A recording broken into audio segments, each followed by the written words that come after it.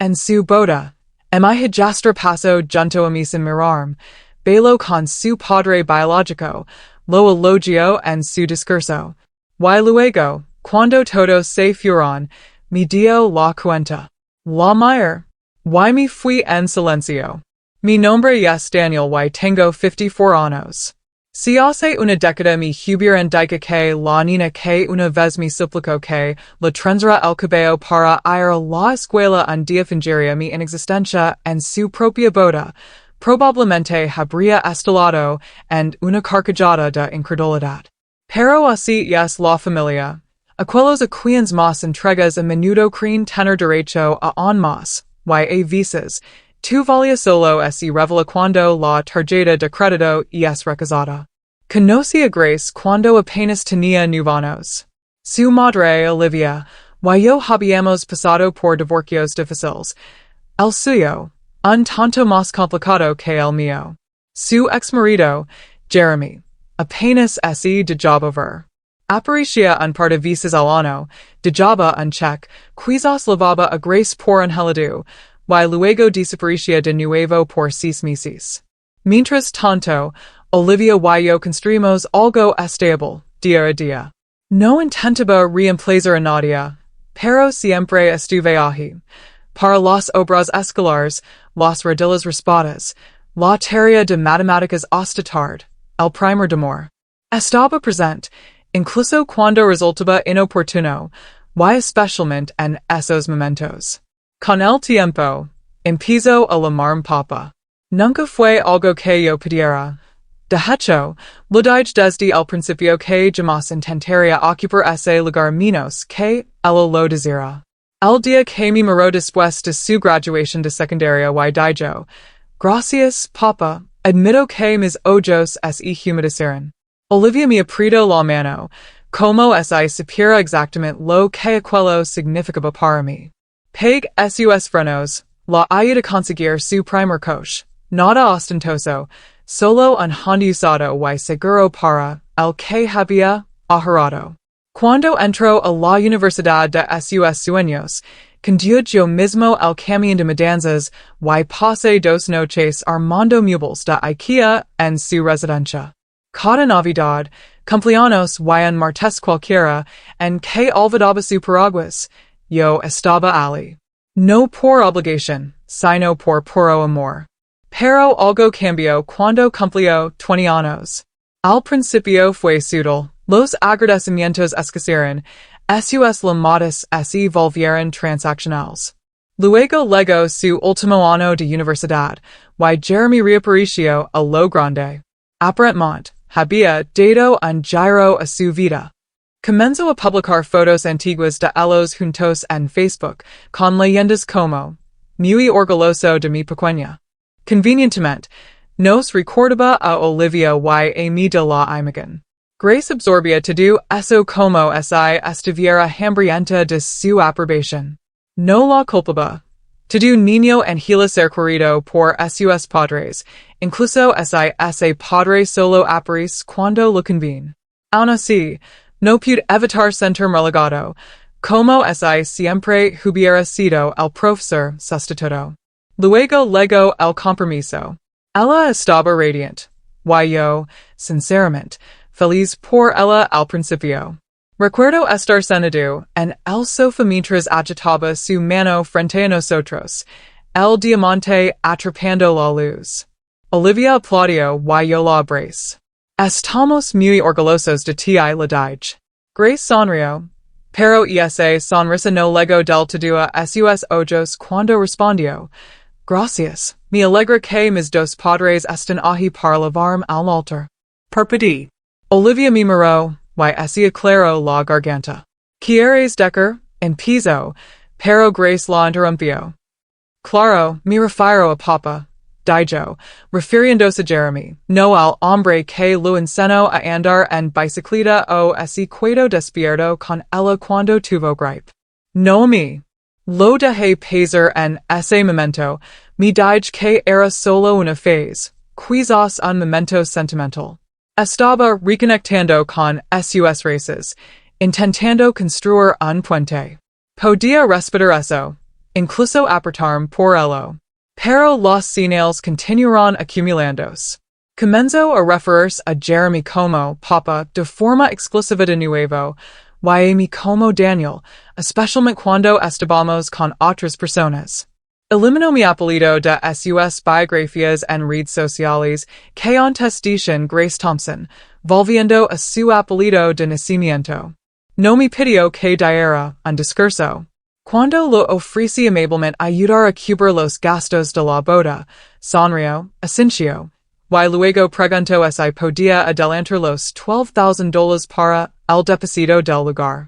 En hay una palabra de reembolso, en hay un gracias. Solo la suposición de que yo me encargaría. Y lo hice. No por ella, sino porque sabía que Olivia no soportaría ver el gran día de su hija desmoronarse. Me dije a mí mismo que no me lo tomaría personal, que lo hacía por la familia, por amor. Pero a medida que pasaban los meses, me sentí más como un cajero automático con piernas que como una figura paterna. Olivia también lo notó. Intento hablar con Grace al respecto, con delicadeza, con cuidado, pero Grace la silenciaba, acusándola de intentar hacerme sentir culpable por caer a su verdadero padre en su vida. Y esa palabra, verdadero, me hirió más de lo que dejé ver. La semana antes de la boda, escuché una conversación que no estaba destinada a mis oídos. Había llegado temprano a casa del trabajo, y me detuve en el pasillo al hora Olivia y Grace hablar en la cocina. El apagado casi todo Grace, dijo Olivia, su voz baja pero firme. No puedes simplemente fingir que no existe. Ha sido más padre para ti que Jeremy nunca. Grace resopló. Y ese fue su elección, nadie lo obligó. Solías llamarlo papa, insistió Olivia. Eso fue antes de que tuviera uno de verdad otra vez, espero ella. Salí por la puerta antes de que supieran que estaba allí. No dije una palabra.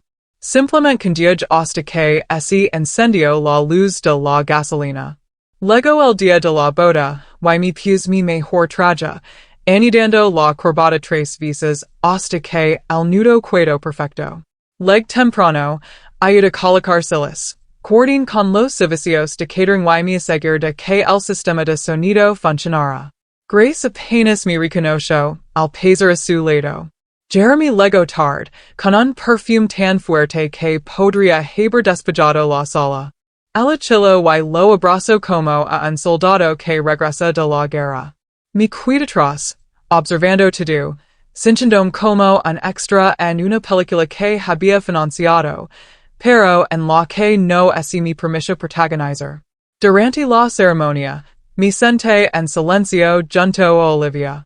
Cuando el oficiante preguntó quién la acompañaría al altar, Grace entrelazó su brazo con el de Jeremy y sonrió radiante. En hay una mención de mí, en hay una mirada. La recepción fue peor. El baile padre hija fue con Jeremy.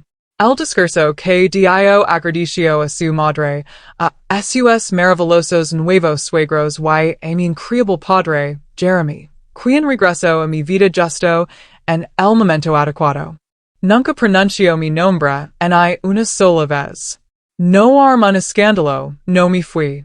Sonreí cuando la gente me miraba, di la mano, brindé por la pareja, aplaudí durante los bailes.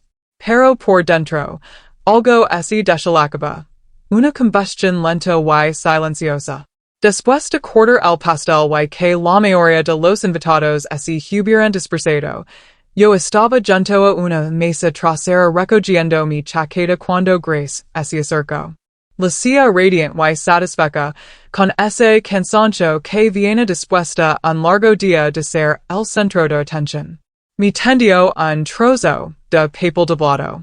El saldo final, dijo alegremente, como si estuviéramos saldando una cuenta después del almuerzo. Pense que querías encargar antes de que volvamos mañana. Destoble el papel. La cifra me apretó la mandíbula. La mire. Ella sonría, esperando que asintiera, que buscara mi cartera como siempre.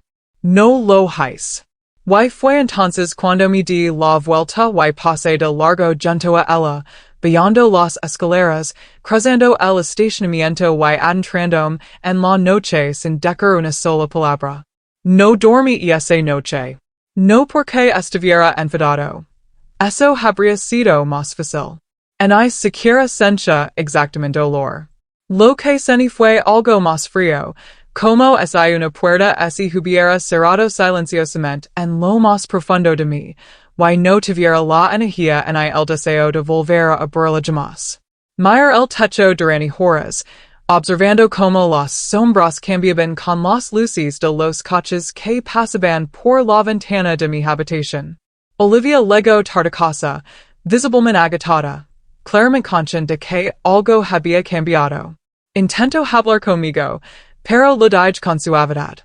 Esta noche no. No estaba listo para pronunciar lo que sabía que se avecinaba. A la mañana siguiente, mi teléfono vibró sin cesar. Llamadas perdidas, mensajes de Olivia, de Grace, incluso de Jeremy. Lo que me sorprendió, ya que apenas me había reconocido en todo el fin de semana. Los ignoré todos. En su lugar, preparé café, me senté en mi oficina en casa y saqué una gruesa carpeta etiquetada, gastos de boda.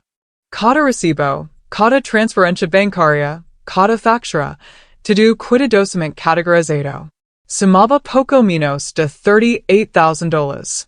Había cubierto más del 80% de todo el evento, incluidas las extravagancias mayores de último minuto que Grace tenía que tener, centros de mesa importados, un puesto de tacos nocturno y ese ridiculatorio de champán. Y lo más impactante, el saldo final que me entregó no era una factura oficial, era simplemente un total garantizado por ella misma, incluyendo partidas que yo ya había pagado. En esencia, me había cobrado dos veces, y pienso que sería demasiado cobarde o demasiado sentimental para reclamarlo. Pasé ese domingo presentando una disputa con el lugar de la celebración y con cada proveedor al que había pagado directamente. Envié los recibos, correos electrónicos y pruebas de pago. Congelé la parte restante del fondo de la boda que tenía en una cuenta corriente con Olivia, algo que había creado para que ella pudiera hacer compras de emergencia antes de la boda. También le envié Grace un mensaje sencillo.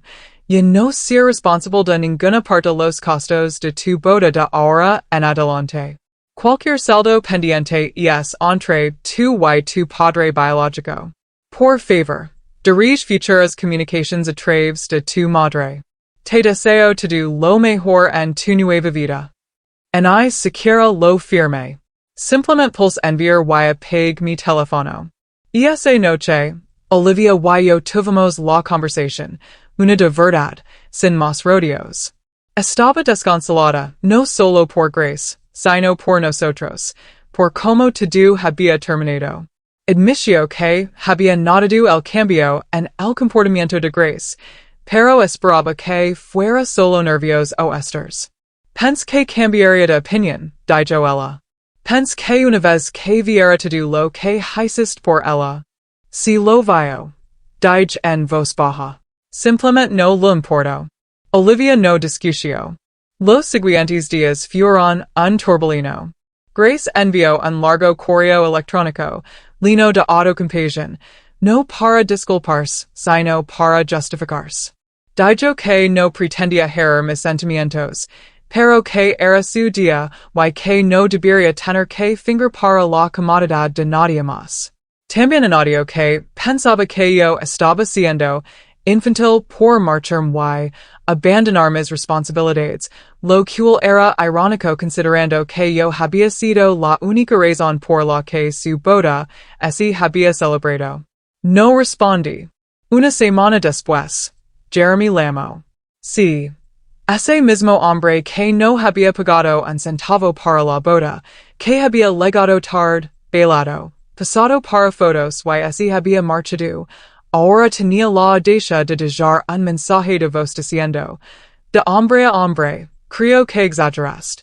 Ya sabes cómo son las chicas y sus padres, y es emocional. Ella me necesitaba. y yo di la cara. No la castigues por elegir a su verdadera familia. Mi quid ali, mirando mi telefono como si lo hubieran crecido colmillos. El dio la cara? Yo di la cara cuando Grace estuvo en el hospital a los 13 años con apendicitis y Jeremy estaba demasiado ocupado.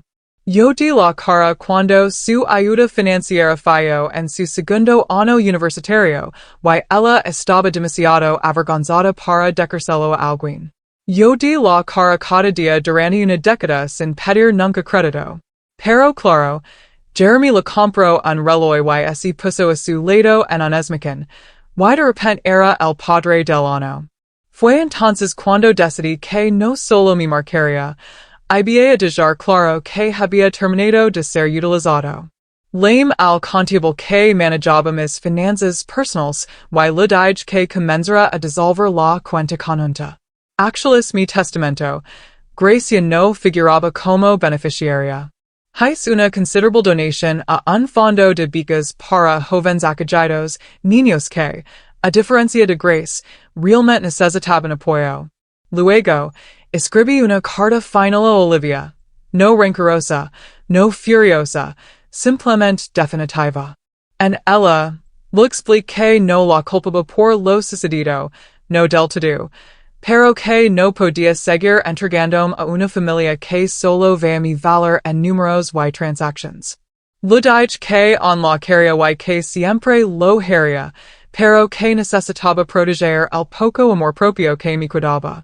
Dejé la carta en la encimera de la cocina y me mudé a un apartamento al otro lado de la ciudad que había comprado discretamente meses antes como plan de respaldo. Nunca pensé que realmente lo usaría, pero algo dentro de mí lo había sabido. Quizás solo estaba esperando una razón. Pasaron semanas, luego un mes. Olivia intentó contactarme algunas veces. Grace no lo hizo. Mentir, a través de un amigo en común, de que ella y Jeremy habían intentado obtener un préstamo personal para cubrir el resto de los gastos de la boda, pero les fue denegado. Aparentemente, estaban adenidos de que el padrastro rico se hubiera convertido de repente en un fantasma.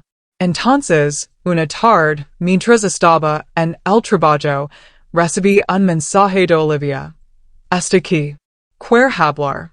Por favor. Está llorando. No respondí de inmediato. Me senté en mi escritorio, mirando el mensaje, recordando cada sonrisa que le había dado a esa niña, cada pequeño momento de paternidad que pensé que había significado algo, cada dola, cada noche sin dormir, cada mirada orgullosa en las graduations, cada susurrado. No te preocupes, yo te cubro. Luego me levanté, empaqué mi maletín y conduí a casa. Cuando entré, Grace estaba sentada en el sofá de la sala, con las manos entrelazadas y los ojos rojos. Se puso de pie al verme. Daniel, comenzó, pero levantó una mano, y lo que dije a continuación, y lo que ella hizo en respuesta, lo cambió todo. Abrió la boca de nuevo, pero me mantuve en silencio, tranquilo, con el control. Pasé junto a ella, dejé mi maletín sobre la mesa como si acabara de llegar a casa de un día de trabajo cualquiera. Luego me giré y la miré los ojos, realmente la miré, no con aire, sino con algo más firme, algo definitivo. Sabes, le dije, cuando tenías 13 años, me suplicas que fuera al desayuno de padre y hija de tu escuela porque no querías sentarte sola. Dijiste que Jeremy en I siquiera te había enviado un mensaje en 6 meses. Me tomé la mañana libre, usé ese horrible corbata azul que te gustaba y te levé tus magdalenas favoritas. Me tomaste del brazo y le dijiste todo el mundo que yo era tu papa. Grace parpadeó, los labios apretados en una línea fina, sus mejillas sonrojadas por la vergüenza o el rubor. No pude discernir. ¿Recuerdas eso? Preguntó en voz baja. Lo recuerdo todo, Grace, porque estuve allí para todo. ¿Why no estaba lavando la cuenta? en ese momento, pero aparentemente, alguien si lo hacía. Bajo la mirada a sus manos, retorciendo los dedos. Lo ruin, dijo. Lo sé. Estaba tratando de no sé hacer las paces. Jeremy quería estar más involucrado. No pens que te deliria tanto. Incline la cabeza.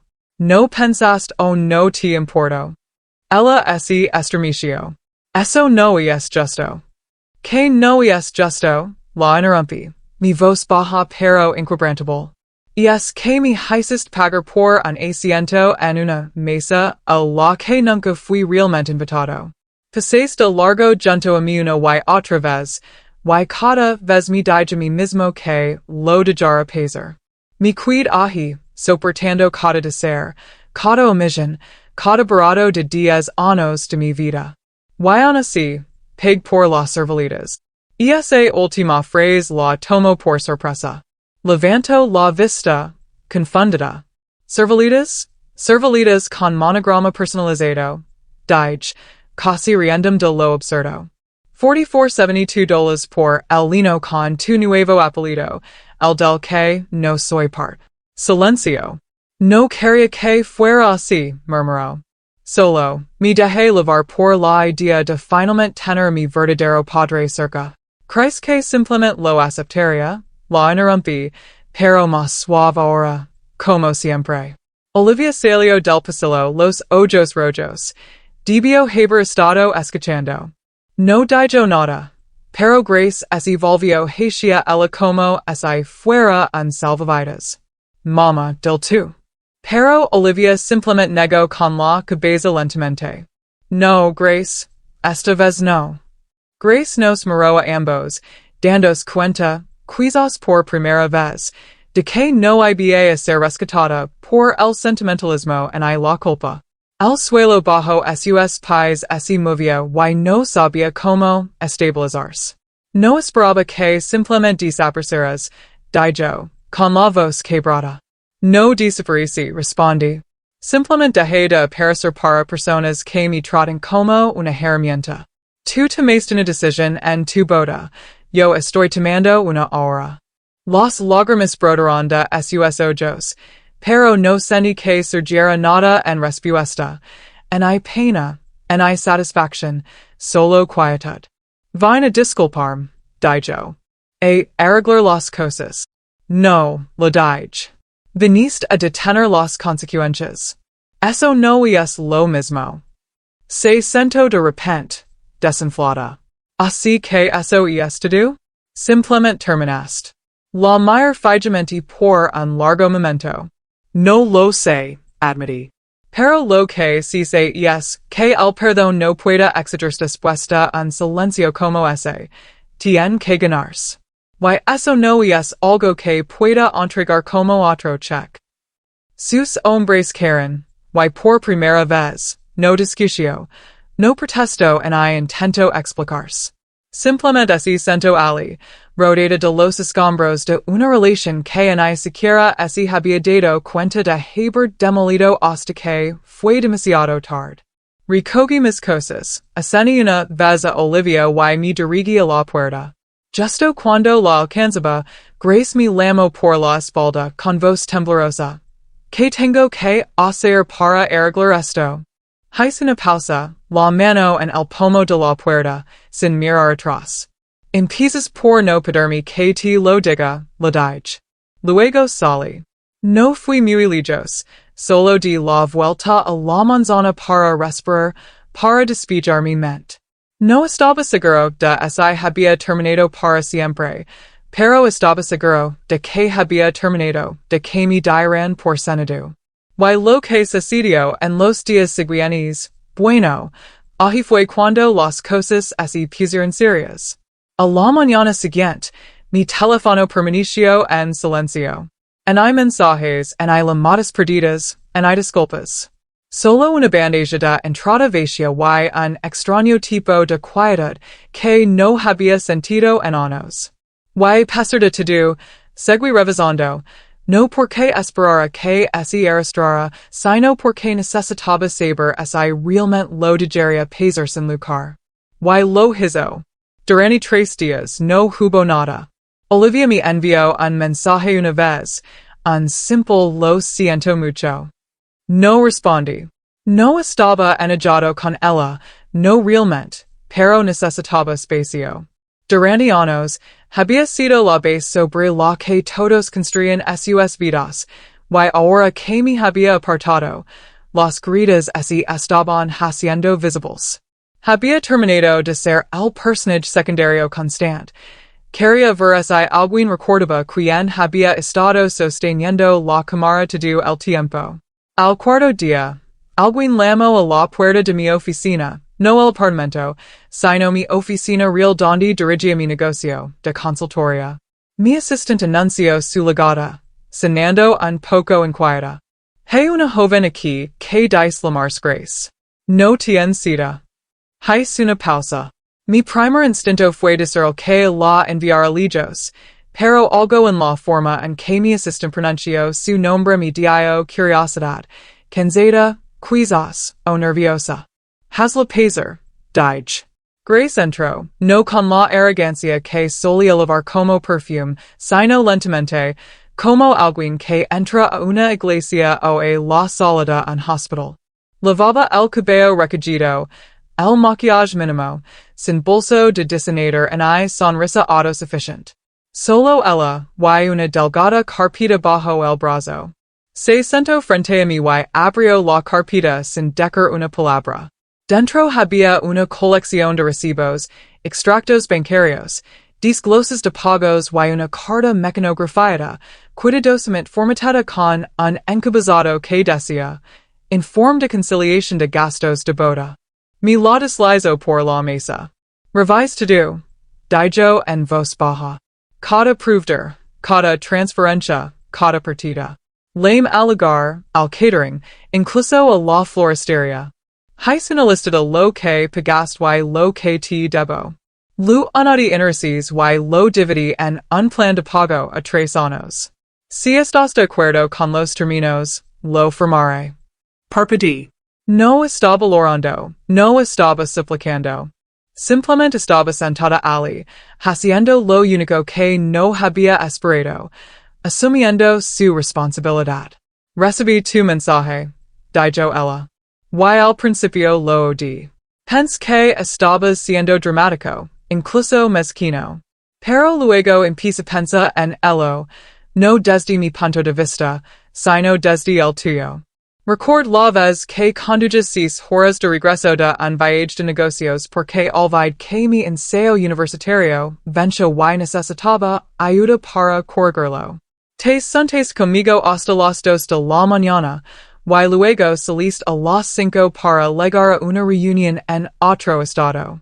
Ni siquiera lo mencionaste nuevo, simplemente lo hiciste. Bajo la mirada a sus manos.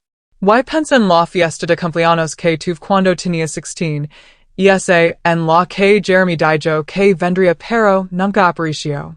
Tu condujiste por toda la ciudad buscando la última copia de esa serie de libros agotada que tanto me gustaba, y me la diste como si nada. Y te abrace. Realmente te abrace, porque en ese momento, no lo extrañé en absoluto. Su voz tembló, pero la estabilizó. Lo recordado, y cuanto más recordaba, peor me sentía, porque me di cuenta de que no solo te borda la boda, te borda mi historia, como si fueras un comedian hasta que apreciara el verdadero papa. Finalmente me miró a los ojos. Pero nunca fuiste un comedian. Fuiste el único que ese cuento. No dije nada. No podía. Mi garganta se había cerrado y no estaba seguro de confiar en mi voz todavía. No te pido que me perdones hoy, dijo, pero quería que supieras que ahora lo veo, todo. Y lo voy a arreglar, no con palabras, sino con tiempo y acciones. Abrí la carpeta. Los números eran precisos. El plan era justo. Incluso había incluido una cláusula que decía que si incumplíamos de 2 pagos consecutivos, la deuda sería exigible en su totalidad. No se trataba del dinero. Nunca lo había sido. Pero ella lo sabía. Y por eso esto importaba. Después de un largo momento, ascendí. De acuerdo. Dije. Vimos que tan seria iris. Ella exhaló, no con alivio, sino con algo más profundo. Quizás determinación. Eso fue hace 6 meses. Desde entonces ha realizado cada pago a tiempo. Pequeños al principio, $150 aquí, 200 ala, pero constance. Más que eso ha estado presente. Lama una vez a la semana. Me invito a cenar con ella y su marido, solo nosotros tres. Sin grandes discursos, sin disculpas forzadas, solo una oportunidad para hablar, reír, para empezar de nuevo. Olivia y yo también tuvimos nuestro propio camino. No volvamos a estar juntos de inmediato. Nos dimos un espacio y en ese espacio hablemos con más honestidad de lo que lo habíamos hecho en años. Nos estamos viendo de nuevo ahora, con cautela, lentamente, como dos personas que aprenden a confiar con los ojos abiertos. La semana pasada, Grace me preguntó si consideraría ser parte de la vida de su hijo. Está embarazada. Dará luz en unos meses. Su voz tembló cuando preguntó, ¿cómo si esperara que dijera que no? No lo hice. Le dije que lo pensaría. Y luego sonreí. Tengo muchas buenas historias para dormir guardadas. Loro, lágrimas de felicidad esta vez. No somos perfectos, todavía hay cicatrices, pero las cicatrices significan sanación, no olvido. Y ahora, por primera vez en mucho tiempo, no me siento invisible. Me siento visto no por lo que di, sino por quien fui, por quien soy. Y veces, esa es la venganza más poderosa de todas. No la salida silenciosa, no el adiós frío, sino convertirse en alguien que no pueden ignorar. Porque al final, no me fui para hacerlos sentir culpables, me fui para recordarme a mí mismo que todavía importaba. Y ahora lo saben.